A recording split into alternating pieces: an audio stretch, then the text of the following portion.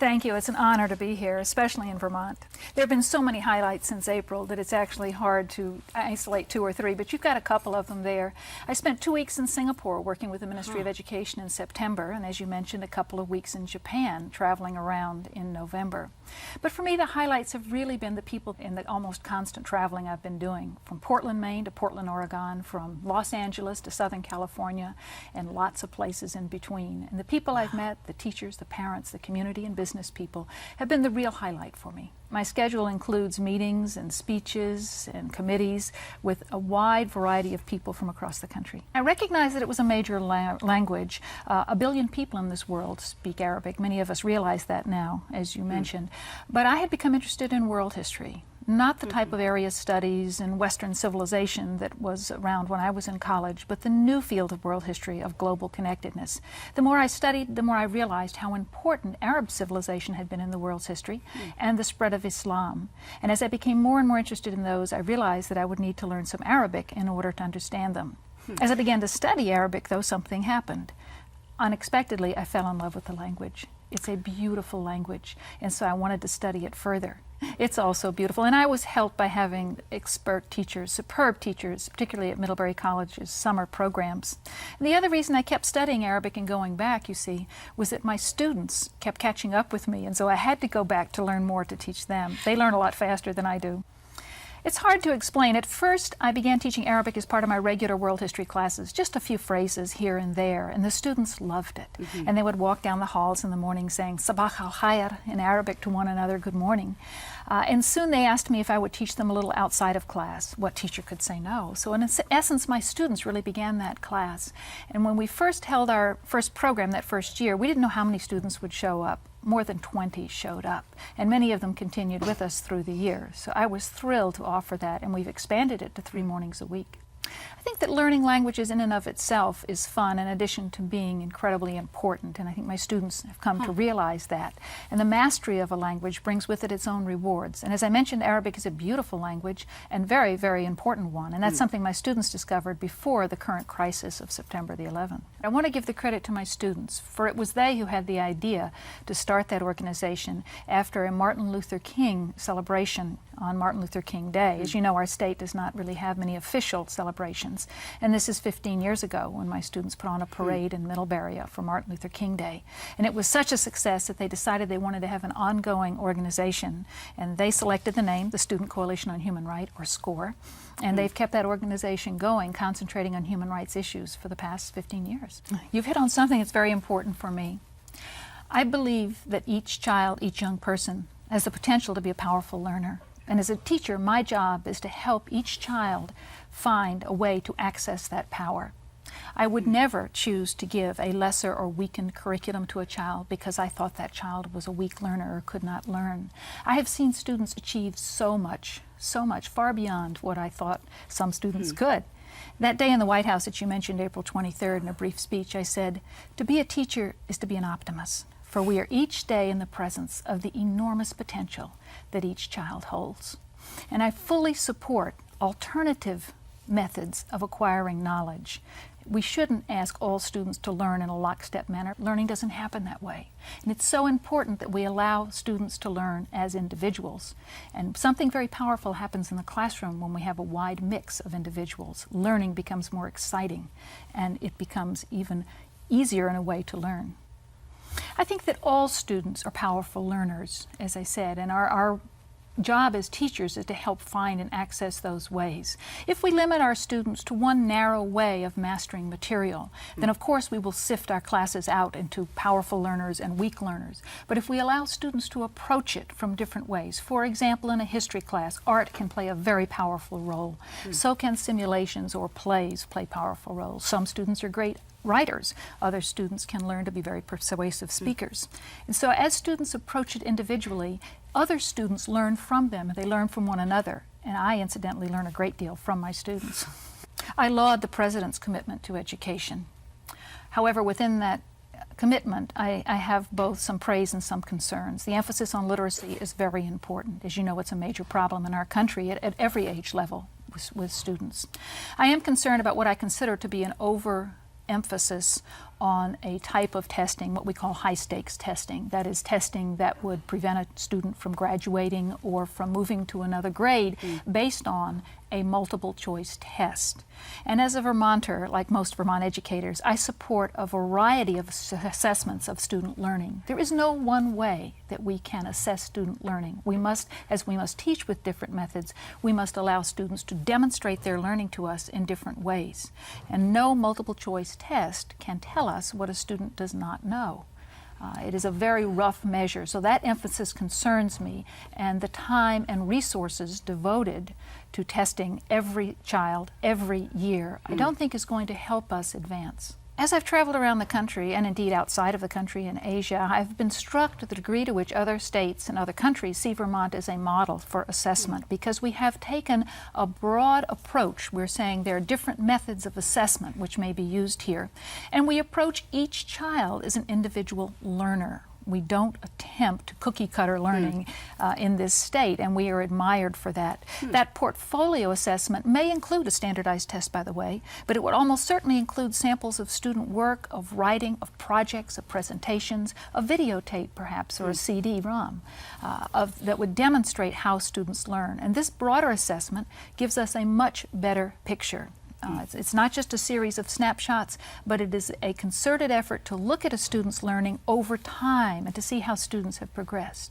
You see, a lot of the testing that goes on with multiple choice ranks students, number 1, number 2, number 3. As a teacher, that's useless to me. Whether a student is number 2 or number 20, my job as a teacher is to take that student where he or she is and move him or her forward, and regardless of the relationship to other students. So this broader, richer portfolio of assessments that we do in Vermont, I think is a much healthier and a much more important for learning for students. We, of course, knew it was going on. It is customary for the congressional delegation to be invited, and indeed our congressional delegation of 3 would hardly have crowded us in the Rose Garden. I must say, first of all, that President Bush and Secretary Rod Page were gracious and welcoming and warm, and it was a wonderful, beautiful day with a wonderful ceremony, not just for me and my family and the other Vermonters there, but for all of the state teachers of the year. We were welcomed into the Oval Office. I spent perhaps 10, 12 minutes conversing with President Bush there, and in the Rose Garden, the ceremony itself. That was wonderful. Of course, I missed having my congressional delegation there, and immediately following the ceremony, we went to Senator Jeffords' office and spent about an hour talking with him. And we all understood what had happened, however, that the absence was extraordinary, but it did not in any way spoil the day. I echo that concern and have great respect for the Senator and his work on the Education Committee, and particularly as chair of it. And he's quite right. When that program was initiated, it has never been fully funded to the extent that it should have been. And despite the fact that people in special education, the parents and community people and professionals, have long and hard worked to get that funded, which is only fair and only right for those children, it has yet to see that, and it continues to plague us at the state level and at the local level because we must come up with so much of the funding. It's critical that we improve the teaching profession just now. I think that we must raise the standards that all teachers must meet. Throughout this country, I have met and I have been deeply impressed by the many, many thousands of extraordinarily fine teachers that we have in every state in the country. We should be proud of those folks. But we must make sure that we have high standards throughout a teacher's career. You know, the National Board for Professional Teaching Standards has given us a model for evaluating teachers in a fair and meaningful way. And we know that when we set those high standards, that teachers can certainly meet them. I'm particularly concerned in our state and in other states throughout the country that with the crisis, the teacher shortage which is coming, by the way, in the next 10 years, we're going to need at least 2 million new teachers, and we don't know where they're coming from. Unfortunately, many states are answering that by allowing unlicensed, uncertified, unqualified people to teach in the classroom. That concerns me deeply. We must support teachers financially and in other ways, not just with higher salaries, but of course we must do that. But we must continue to give them the community support that they need to do their jobs. This is a fabulous profession. And first of all, we know from a number of studies that people do not enter it for the money. Sadly enough, some must leave it because they cannot make a living off of it. But, you know, I love teaching. I tell them I wouldn't trade my job for anything because each day I learn something new. And in my classroom, every day I laugh, and some days I cry. But when I wake up in the morning, I know that I have one of the most important and rewarding jobs in the world, because there is no job more important than being a teacher. I miss it terribly. It is the hardest part. Of course, I miss my family, my husband also, but I miss my students terribly. You know, just last month, as I opened up my email, I carry a computer with me everywhere, I noticed with that long string of red flags, one from my advisory. And at our high school, each teacher has 12 or 13 students who remain with us for their full 4 years as an advisory. And I recognized this email from my advisory, and I opened it up, and it said in wonderful fashion, "Ms. Forman, we miss you. We love you." And attached to it was a photograph that they had taken. They had all piled into one big corner, one big puppy pile, and there was a photograph. It brought tears to my eyes. I was halfway across the country, and I realized how much I missed them. And you know, when this wonderful year is over, my term ends on May 31st. In September, I shall return to my classroom in Middlebury, Vermont, because professionally, that's who I am. It must seem ironic to take a teacher out of the classroom to represent teachers. But then on the other side, who better to represent and speak for teachers and advocate for teachers than one who is a teacher herself? I think when we look at that nationally, we are everywhere in a time of great reform and great change, which means we are very vulnerable. In any time of reform and change, mistakes are made, wonderful new discoveries are made. And I was impressed, by the way, when I visited Singapore and again when I visited Japan and spoke with ministers of education and their staff, how much they look to us for this innovation and change. And talking as an historian, America has always, in education, been a place where new developments, change and reform have happened. But as I said, this is a time when we're very vulnerable, and more than ever before, we need support, and we need to place our trust and confidence in the educators who are working with our children. Certainly that must be deserved, and they must meet those high standards to show that they deserve that. But we must allow for them to be part of this process of reform, because they are the ones who are closest to it, and they are the ones who most understand students' needs.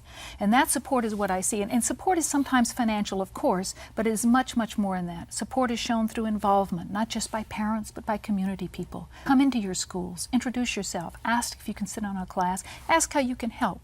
Even if you work full-time, you can still be a mentor to a student who would very much appreciate that.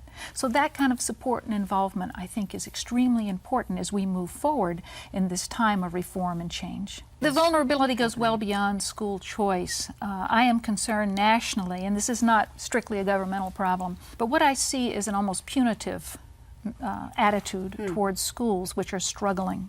And I have found almost no teachers across this country who don't care about their students. Characteristically, teachers care very deeply about students and about teaching. They may be frustrated, they may be overwhelmed, but they still care deeply.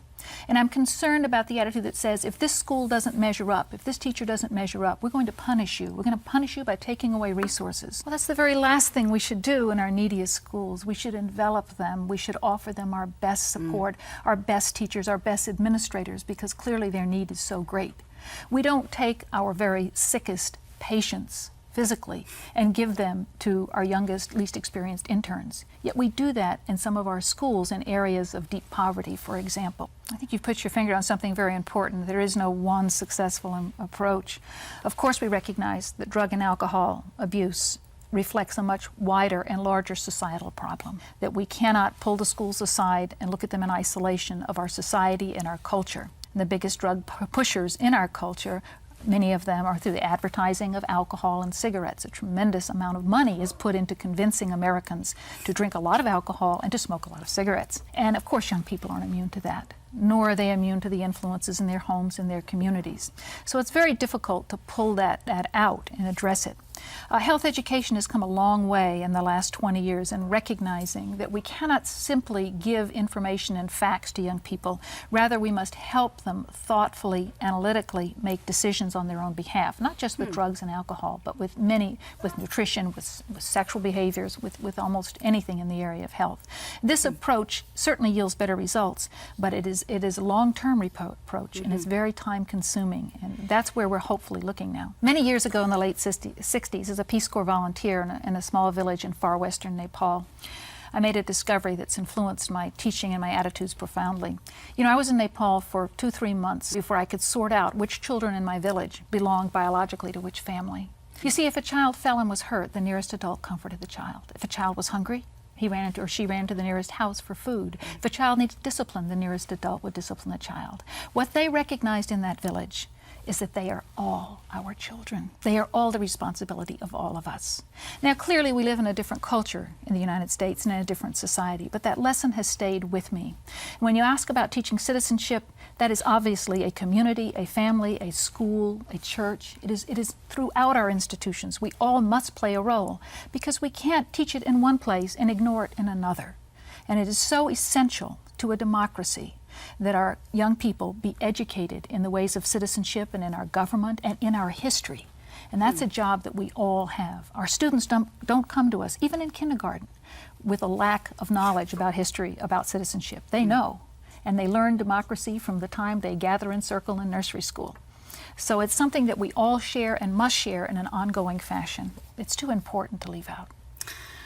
As a teacher, I have grave concerns about that. By the way, I was in Singapore on September the 11th, which made that experience very surreal for me. And my response was to go and find a classroom of 10th graders that I could talk with them, and together we could try to make sense of the incomprehensible events of that day. As someone who cares deeply about the Arab world and the Islamic world, I felt the tragedy had special dimensions, of course. Two things occurred to me, and I was thinking, what do I want my students to know and remember?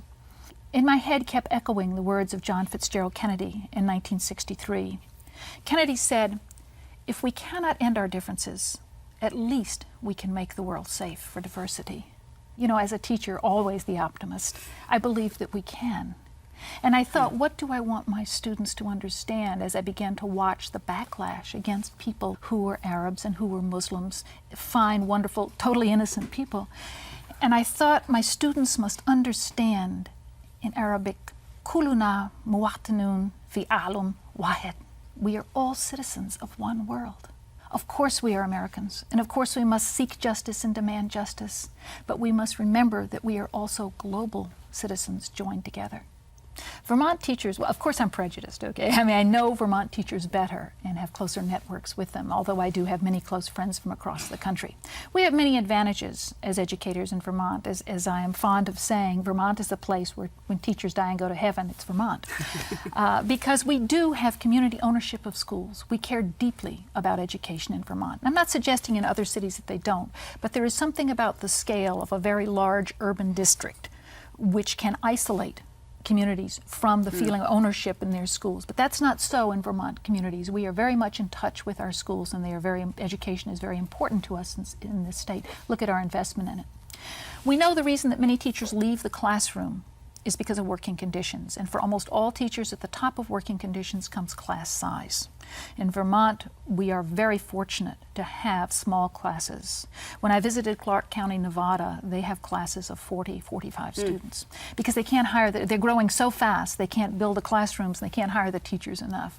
But it's common throughout the country to find classes, especially in high school, 30, 35 students. Now, those size classes dramatically change, I think, for the worse, the way that you must teach. Any teacher will tell you when you can have 18, 20, 22 students in a class, you can indeed teach them as individuals. That's one of our strengths in Vermont, and we have held on to our small schools. Thank you. It's been a pleasure.